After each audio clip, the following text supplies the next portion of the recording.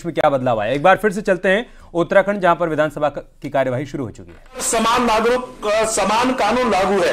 व्यक्तिगत नागरिक मामलों के लिए भी समान कानून लागू कर भारत की मूल भावना अनेकता में एकता के लिए यूसीसी एक महत्वपूर्ण कदम है। माननीय अध्यक्षा जी, मैं बड़े विनम्र भाव से मैं आपसे कहना चाह रहा हूं कि अक्सर हम लोग हिंदू मुस्लिम इस प्रकार की हम लोग बात करते हैं, लेकिन जहां हम विभिन्न संविधानों में, जैसे हिंदुओं में पुत्र पुत्रियों को पैतृक संपत्ति में समान अधिकार देने का 2005 का उच्चतम न्यायालय का निर्णय हो, 3 तलाक कानून बनाकर कुप्रथा को समाप्त करने का भारत सरकार का प्रयास हो, या रखरखाव तथा संरक्षिता आदि से संबंधित विषयों के लिए उच्चतम न्यायालय के निर्णय हो, समिति ने व्यापक विचार विमर्श के उपरांत यह पाया कि किसी भी समाज में व्याप्त कुरीतियों को दूर करने के लिए सामूहिक सोच एवं आपसी सहमति तथा डिमांड होनी चाहिए। सरकार का कार्य तब प्रारंभ होता है और उस दशा में यदि कानून बनाया जाता है तो यह कानून बहुत ही सहज और सुलभ ढंग से लागू हो जाता है। माननीय अध्यक्षा जी, ये जो समान नागरिक आचार संहिता के विषय में मैं आपके सामने एक विषय और भी रखना चाहता हूं।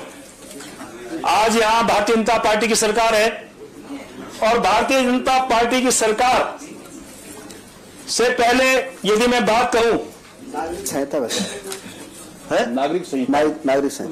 समान नागरिक संहिता, मैं यदि थोड़ा सा पहले की स्थिति में जाऊं तो माननीय अध्यक्षा जी, हम लोग भारतीय जनता पार्टी से पहले भारतीय जनसंघ के रूप में हम लोग देश में काम करते थे।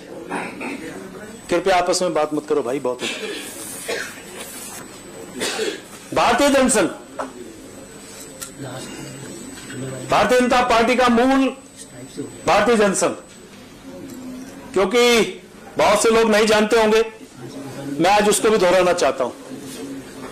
भारतीय जनसंघ ने शुरू से हिंदू मैरिज एक्ट, हिंदू उत्तराधिकारी विधेयक वापस लेने की हमेशा बात कही थी। यह बात 1962 की, माननीय अध्यक्षा जी, और 1967 के उत्तराधिकार और गोद लेने के लिए एक समान कानून की वकालत 1967 में की थी। 1971 में भी अपना वादा दोहराया था। महोदया, तदुपरांत देश में एक ऐसा समय आया कि जब इमरजेंसी लागू की गई। हम सब जानते हैं किस प्रकार का उस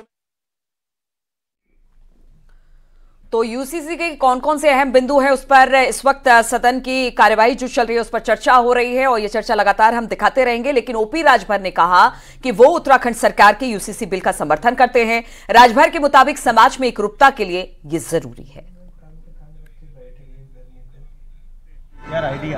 जब बाबा साहब डॉक्टर अंबेडकर जी ने संविधान में व्यवस्था दिया है कि समान नागरिकता की बात है, तो फिर उसका विरोध क्यों, किस बात का विरोध हो रहा है? ये विरोध करने वाले लोग समाज में एकरूपता नहीं चाहते हैं, एक समान अधिकार सबको नहीं चाहते हैं। इधर यूसीसी को लेकर समाजवादी पार्टी के सांसद एसटी हसन का भी बड़ा बयान आया है। उन्होंने साफ तौर पर कहा है कि वो यूसीसी कानून नहीं मानेंगे। यूसीसी के मुद्दे पर सांसद एसटी हसन ने यह भी कहा कि इसकी जरूरत क्या है, क्या देश 76 साल से नहीं चल रहा है क्या? देखिए, हर वो कानून जो मुसलमानों के पर्सनल लॉज को या मुसलमानों को जो हिदायत कुरान पाक में दी गई हैं उसके खिलाफ बनता है तो हम उसका विरोध करेंगे, हम उसे नहीं मानेंगे। जिन हिदायत से किसी दूसरे को कोई नुकसान ना हो रहा हो, 75 साल से स्मूथली देश चल रहा है, मुस्लिम पर्सनल लॉज भी हैं, बाकी जो कानून है चाहे फौजदारी के हों तो सबके एक से ही हैं, बहुत से सिविल कानून भी सबके एक से हैं, हिंदू मुसलमान में कोई फर्क नहीं है। लेकिन जो पर्सनल लॉज हैं, मेरे अलग कस्टम्स हैं, आपके अलग कस्टम्स हैं, आदिवासियों के अलग रीति रिवाज हैं, आप क्या सबको खत्म कर देंगे? लेकिन जब कानून बन जाएगा तो मानना ही पड़ेगा। जरूरी नहीं है कि माना जाए। गांधी जी ने एक सिविल डिसोबीडियंस का भी एक मूवमेंट चलाया था। हो सकता है देश के अंदर फिर सिविल डिसोबीडियंस शुरू हो जाए। 3 तलाक का कानून आया, क्या सब लोग फॉलो कर रहे हैं? जमीनी हकीकत तो देखिए आप, आज भी 3 तलाकें हो रही हैं। लेकिन जो बीजेपी है वहां की, वो कह रही है कि इस कानून को बनाने में सभी धर्मों के लोगों से सुझाव लिए गए और जो कानून बनाया गया है सभी धर्मों के जो परंपराएं हैं उनको ध्यान में रखकर बनाया, कहीं किसी के अधिकारों का हनन नहीं किया गया है।